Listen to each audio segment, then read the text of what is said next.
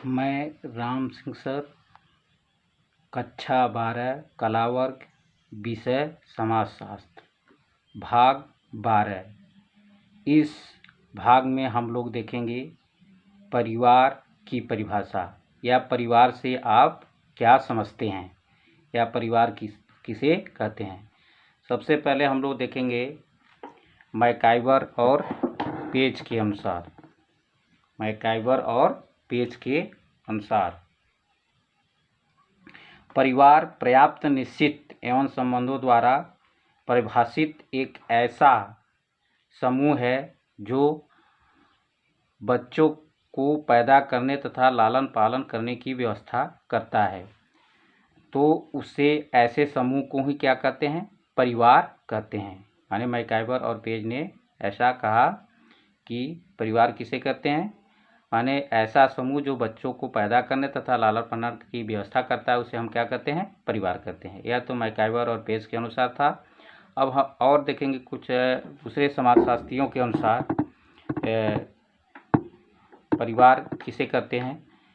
Kingsley Davis के अनुसार परिवार ऐसे व्यक्तियों का समूह है जिनमें सगोत्रता के संबंध होते हैं और जो इस प्रकार एक दूसरे से संबंधित होते हैं। देखिए, वहाँ मैकाइवर पेज ने कहा कि ऐसा समूह जो बच्चों को पैदा करने तथा लालन पालन की व्यवस्था करता है, उसे हम परिवार कहते हैं। लेकिन देखेंगे यहाँ किंग्स डेविस कह रहे हैं कि जब परिवार और व्यक्तियों के समूह में माने ऐसा समूह जो सगोत्रता का संबंध हो और जो एक दूसरे से संबंधित होते हैं, तो उसे ही हम क्या कहते हैं? परिवार कहते हैं। अब आगे हम लोग बढ़ेंगे, देखेंगे परिवार के प्रकार।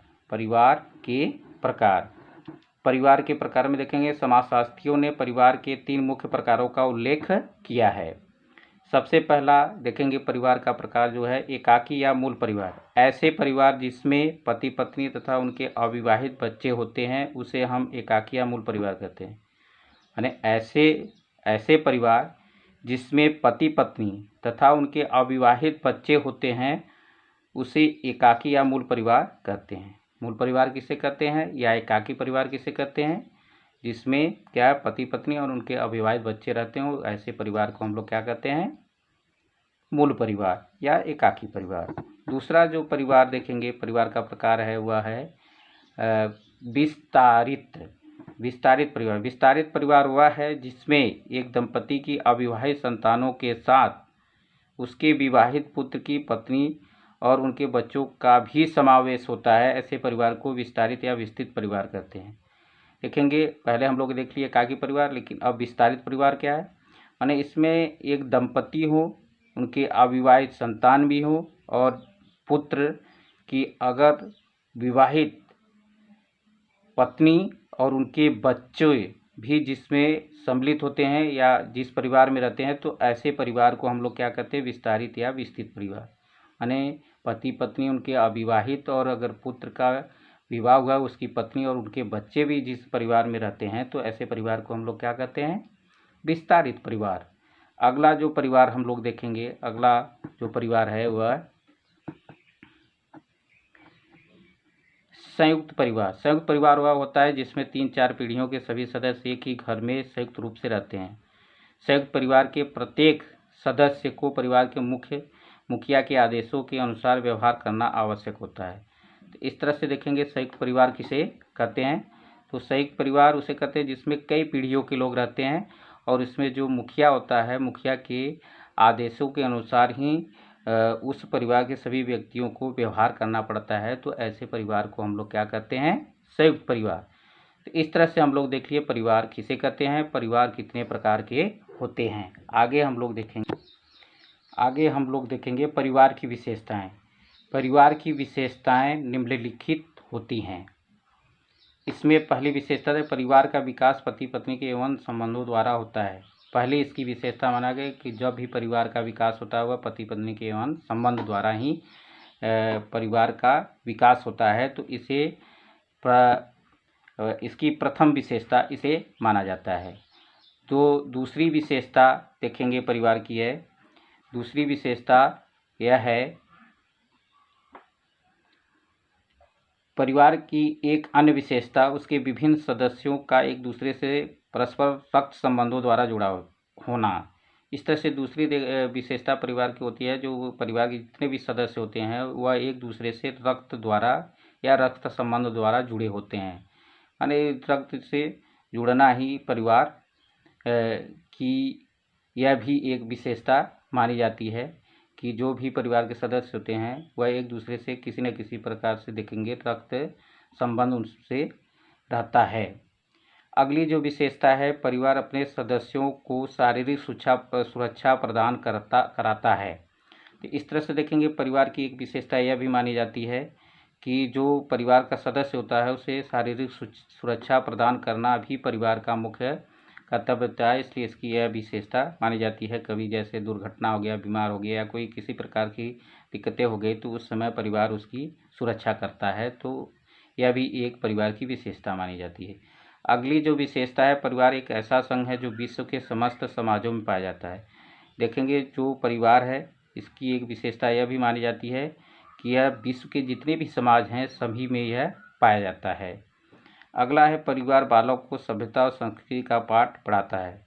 देखेंगे परिवार की एक विशेषता यह भी मानी जाती है, कोई भी बालक है अपनी संस्कृति और सभ्यता के बारे में वह अपने परिवार से ही उसके बारे में जानकारी हासिल करता है या परिवार ही उसे संस्कृति और सभ्यता का पाठ पढ़ाता है। आगे हम लोग देखेंगे, अब हम लोग देख लिए कि परिवार किसे कहते हैं और परिवार कितने प्रकार के होते हैं, परिवार की क्या विशेषताएं होती है। अब देखेंगे हम लोग नातेदारी की परिभाषाएं, नातेदारी किसे कहते हैं। सबसे पहले देखेंगे रेडक्लिफ ब्राउन के अनुसार देखेंगे कि नातेदारी क्या होता है। नातेदारी सामाजिक उद्देश्यों के लिए स्वीकृत वंश संबंध है तथा यह प्रथाओं पर आधारित सामाजिक संबंधों का एक विशेष आधार है। देखिए नातेदारी जो रेडक्लिफ ब्राउन थे उन्होंने कहा कि जो नातेदारी होती है वह वंश संबंध माने स्वीकृत वंश संबंध और प्रथाओं पर आधारित सामाजिक जो संबंध होते हैं उसी को नातेदारी कहा जाता है। ऐसा किसने कहा? रेडक्लिफ ब्राउन ने कहा।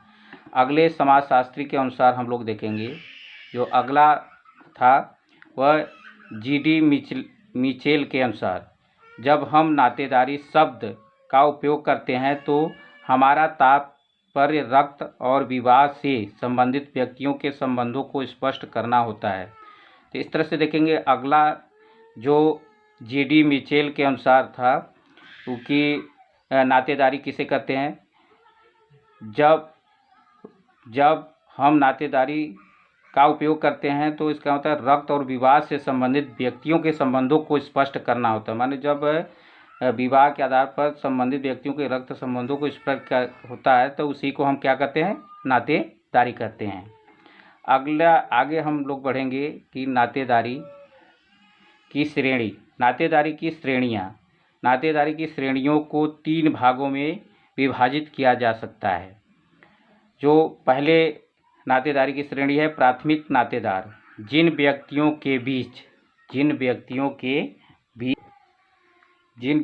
के बीच रक्त या विवाह का प्रत्यक्ष संबंध होता है उन्हें एक दूसरे का प्राथमिक नातेदार कहा जाता है।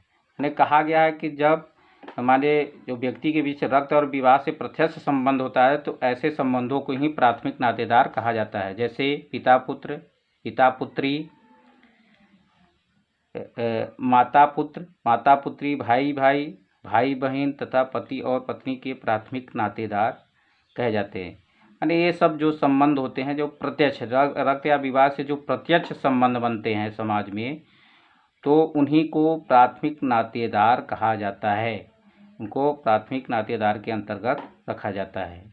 जो माने प्रत्यक्ष रक्त या विवाह के माध्यम से जो प्रत्यक्ष संबंध बनते हैं उन्हीं को क्या कहा जाता है? प्राथमिक नातेदार कहा जाता है। अगला जो देखेंगे जो है नातेदारी, द्वितीयक नातेदार, जो व्यक्ति हमारे प्राथमिक नातेदार के प्राथमिक संबंधी होते हैं वे द्वितीयक नातेदार हो जाते हैं। जो कहा गया कि हमारे प्राथमिक नातेदार हैं उनके जो प्राथमिक संबंधी हों तो ऐसे संबंधी को क्या कहा जाता है? द्वितीयक नातेदार।